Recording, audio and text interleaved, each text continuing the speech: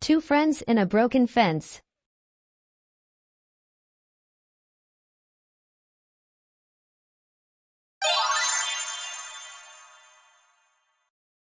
Listen, read, and practice. It seemed an ordinary sight in the small, peaceful village of Willowbrook.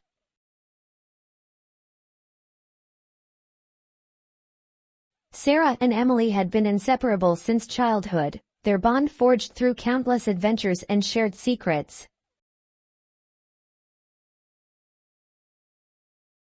On this particular sunny afternoon, they stood side by side, studying the dilapidated fence that separated Sarah's garden from the meadow beyond.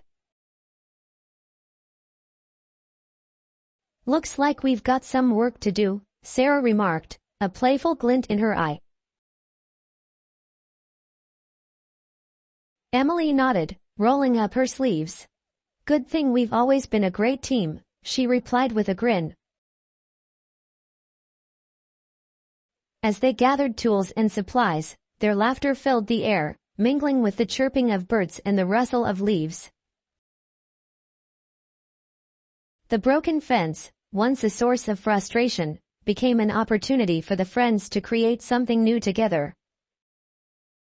With each nail hammered and each plank replaced, they reminisced about old times and dreamed about the future.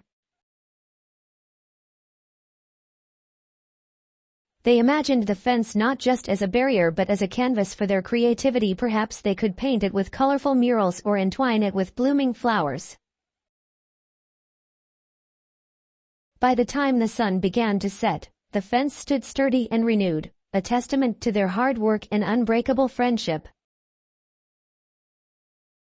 As they admired their handiwork, Sarah turned to Emily and said, "You know, this fence might just be the beginning of our next great adventure."